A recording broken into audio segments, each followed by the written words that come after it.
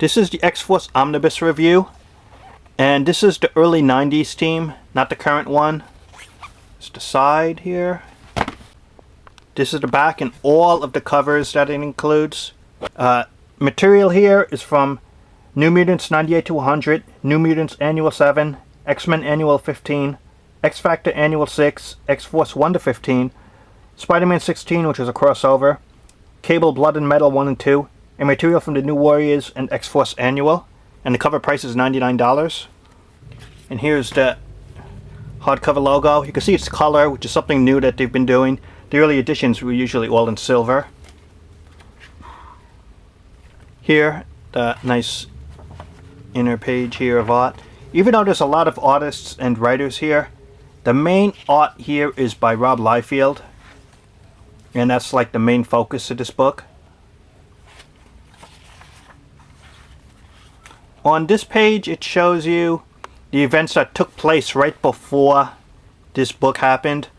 And in particular, I made a review on the Cable and the New Mutants book. You want to check that out, as it has the early art of Liefeld and leads right into this book. And they also have the 9-part Extinction Agenda with Jim Lee art as well.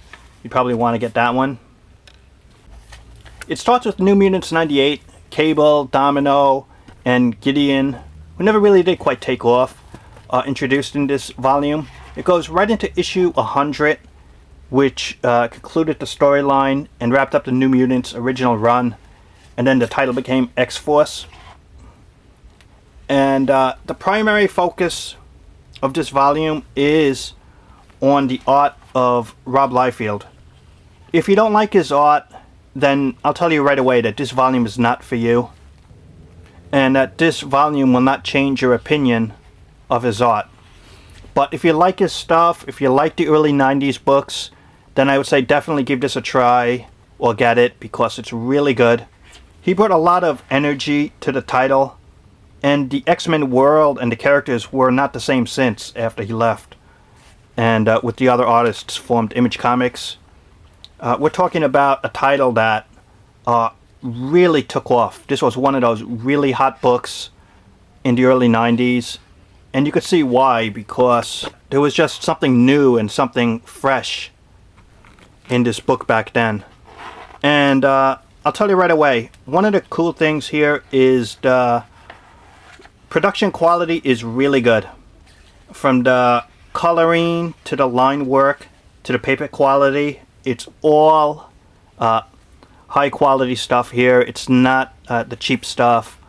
Even though the papers here, I could tell the quality is a little thinner than earlier omnibus material. It's something new that they've been doing in terms of the paper quality. It is changed a little bit, but it's still high quality to it, the look and the paper.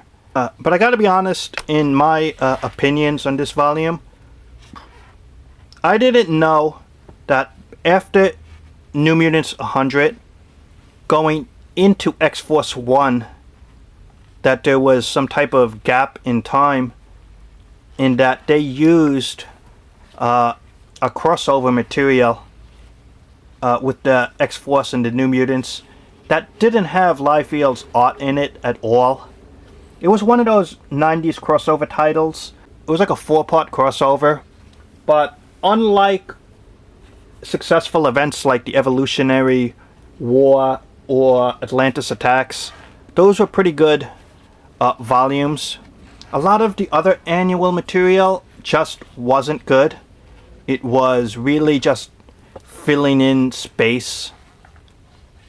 And I don't know why, for a book that I thought would be just about Rob Liefeld's art, check this out. They introduced these annuals that, in my opinion, this is page 87, okay, between the New Mutants work here, all the way to page 296. So we're talking a gap of about 209 pages. And those 209 pages do not have Rob Liefeld art, and it's just not as good, the art or the story. If you saw my review on the Cable and the New Mutants trade, which had the art and the early days of Cable, and that was by the artist here, primarily of Rob Liefeld, issues 86 to 94, that volume was about 296 pages. So if you got the 296 pages of that volume, and you just replace that with the 209 pages here, you know, for you just add less than 100 pages, I would rather have had the New Mutants work of Liefeld, those pages, and replaced the 209 pages here of the crossover material with that inferior work. Wasn't even good. And it just seems out of place here. The rest of the volume is primarily the focus of the work of Liefeld, and that annual material, it just wasn't good.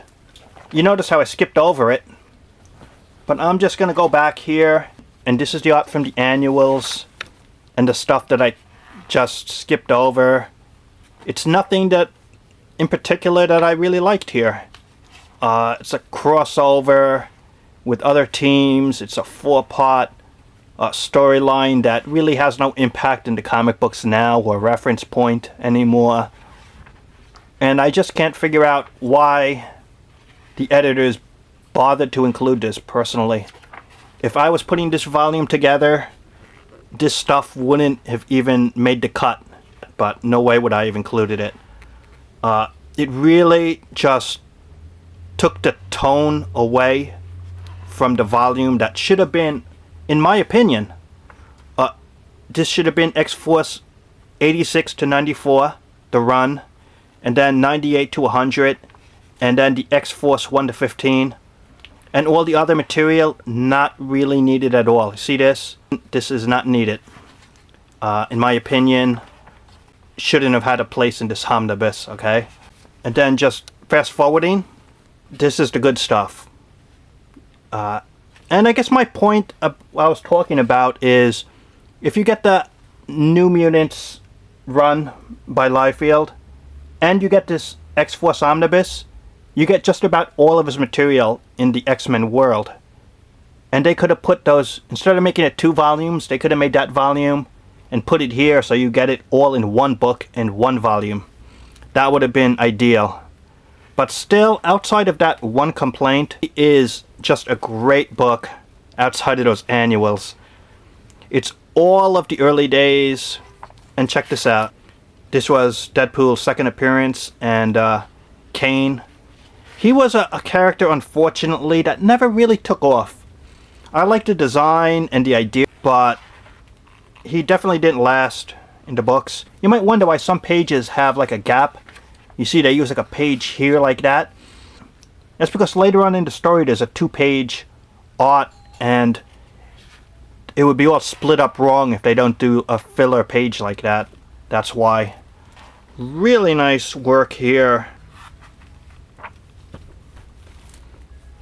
And even though Liefeld left before issue 15 and then started Image Comics with the other guys like Jim Lee and Todd McFarlane, I do agree that issue 15 was a really good cutoff point, because I'll show to you later that in that volume it was pretty much the conclusion of Cable and Deadpool and their battle for a while, and it wrapped up some major storylines in this volume. So that really was a good cutoff point, X-Force 15, and I would have agreed with choosing to end it there. And you could just see here the art looks really good. Spider-Man crossover, issue 16, which was a sideways volume. And I just didn't like that sideways look to the title that they experimented with. And kind of an odd note that Todd McFarlane would go out on his Spider-Man work with this one issue.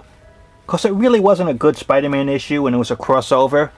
But this was the last work that he really did for Marvel and on the character, McFarlane. And check it out, this is X-Force number 4. It's the sideways issue. It was a 2-parter. Didn't really like the idea of that. But look at this character with the headgear. His name is Balaban. Looked like he was a part of with GW Bridge. kind of looks like an early Shaft. It's a character Marvel never developed or did anything with, but probably the early ideas were here for that character. And X-Force 5. This is a new storyline setup. A really good issue here is X-Force number 8. And in that issue, you find out that Cable is a time traveler.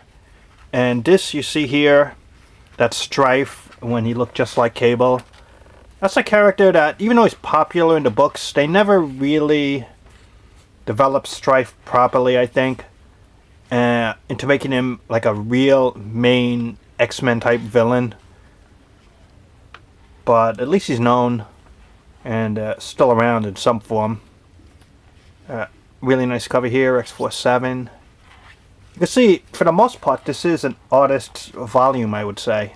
If you like a particular artist, then, you know, this is one of those books that you'd want to get. And this is the book I was talking about. Cable, Past, Present, and Future. X-Force 8 revealed a lot. Also had a fill-in artist here. But it worked out for a good storyline. Check it out. Some nice pin-ups. New storyline here. Overall, this is like one of those 1990s type of comics that you'd either like or you won't like. And even though after issue 10 there's an artist change, still some of the covers and some of the storyline ideas continue over from the previous volume. Like here, X-Force 11, good cover. It's basically a Deadpool fight with Shatterstar. That was really nice. And you talk about like the storylines. It all gets to a good point in issue 15. And it kind of wraps up the storylines that were going on, as I mentioned. But then after issue 15, you go into a Cable 2-part miniseries that really tells like the early days of the character and what was going on. It was a good 2-part crossover, and it wasn't too popular back then. It's a pretty good storyline and good to get in this volume. Talks about the early stuff going on. And look at that. And the early days, again, more featured here. Kind of like the backstory with Kane, Cable, and things like that. And check it out here. This is like the character profiles from X-Force. Got some extra pin-ups and material. All the different covers and things that was going on. The extras. It's a really nice volume. And if you like the artist in question, then this volume's for you. If you like the early 90s. And if you don't, then you probably won't want this volume. I think it's worth getting. It's funny because at $100, this volume, the Jim Lee volumes were priced at $125, which I thought was too much for the omnibus material at that range, considering other volumes are in the $99 range. But this is like those volumes in the $99 range. With online discounts, you're probably going to pay in the $60 range or so. Worth getting. Really good issues, good volume, good art. X-Force Omnibus, really good book. And that's my review on it. Comment, subscribe, and talk to you later.